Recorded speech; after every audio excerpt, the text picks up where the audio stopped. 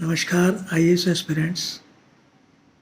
I am giving you some tips on the basis of my experience in mock interview boards as to what are the hits and misses by the candidates. You should be properly dressed, very simple to say, but I find that it becomes a trait, shaking your face like this and also moving your hands,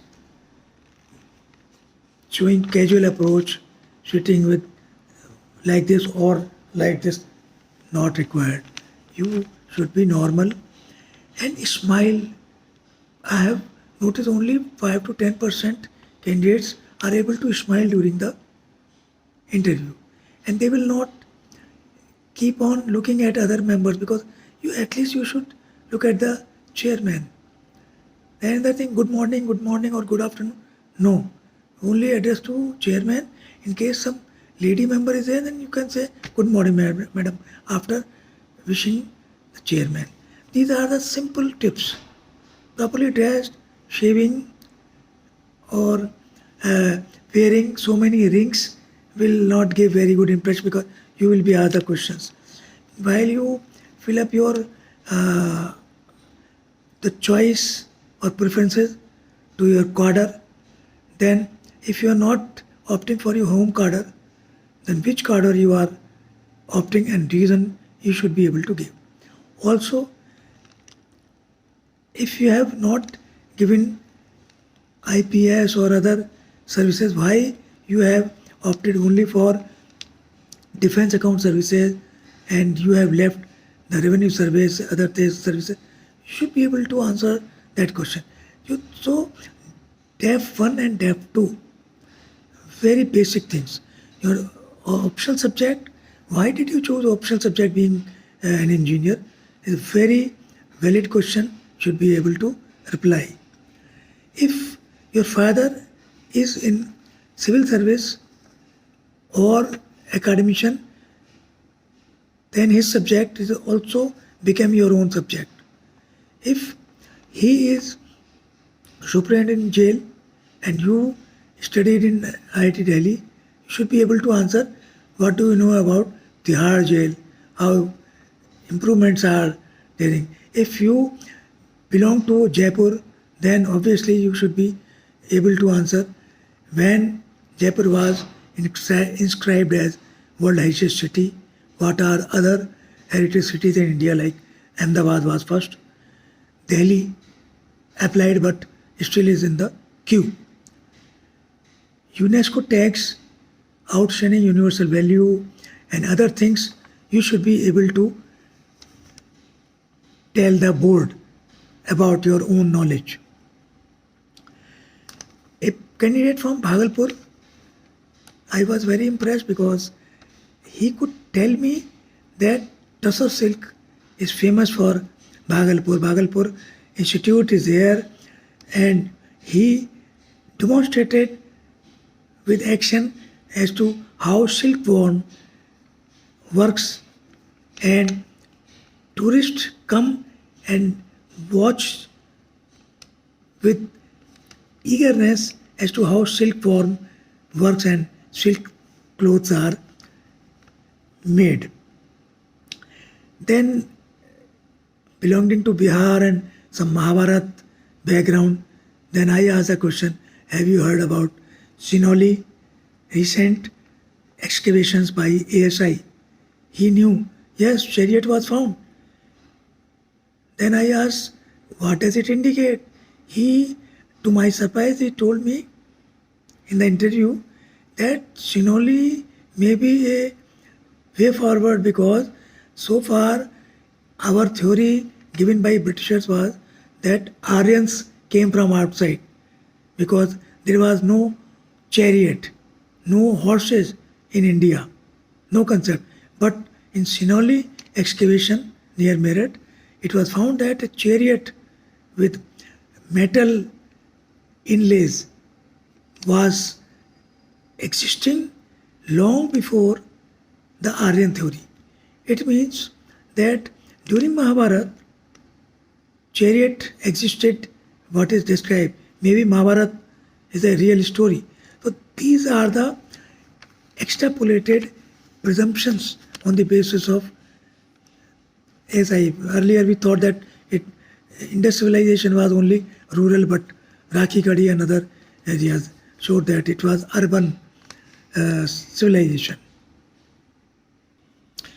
One candidate belonged to Uttarakhand.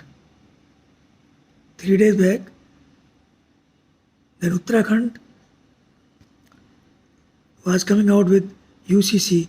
He could explain to us under Article 44, then Goa, what was the concept, whether it was adopted from Portuguese or not, Hindu succession, then under Hindu law, a man can remarry even if wife is alive, provided that she is unable to produce male child up to 30 years of her age.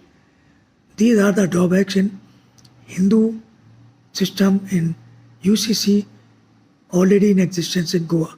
But in Uttarakhand UCC, they have basically UCC people think that it is against minority, and no, basically it is not even against population, it is a secondary thing. The basic thing, gender equality, women rights, equal rights, succession rights, registration of marriage, marriage age, which of course can control the population later on, but it is not against minorities as things are made out. So you have to, when you are asked what is your opinion about it, you should say that it's a good thing because forefathers, constitutional experts at the time of making constitution envisaged that India will certainly require a uniform civil code because there are some, for example, Teen Talaq, even Muslim bodies, reasonable Muslim groups, they think that this is a good thing. And this step that maintenance will not be allowed for Muslim was not, it's a retrograde step. So these are the good things about UCC. Then question were also asked, Viksit Bharat, why India is going for it and what is its status? So please read the article of Anil Gulati some days back in Indian Express, and this is 8th February, and today morning I saw a good article by Vivek Debroy, Niti Aayog member and chairman of PM Advisory Council, that it's we can reach because there are 4-5 steps. Good GDP growth, regular growth should be there. Then per capita income should be more than 4,400, so that it is in rich countries, because lowest countries are 1,200 something bottom line countries, and from bottom line to 4,400 is something between where India is falling, middle income and all that. So up to 2047, if we have to come from $3,000 or $4,000 per capita income, then we have to reach to 13,000 or more to become a developed country. In transition, UN has recognized that Mexico, China, Fiji, these countries are under transition from developing to developed. Then SDG goals, India should look into it. We are very low in human development index, hunger index, but the way aspirational districts, the work is going on under capable DMs who are identified for good work. Central and state schemes are merged. Cooperative federalism is being seen there. They are converging all these schemes to give the benefit to the persons. Then there are some questions, UPI is one of the best things in digital India and in money transactions. Even you might have seen that Macron, French president, requested that I should be given the technology related to digital transaction through UPI, because in USA you have to pay through only cards, no Paytm, no phone pay, no UPI's concept. And here you only need a mobile phone in your hand and you can do anything. Then multidimensional poverty index.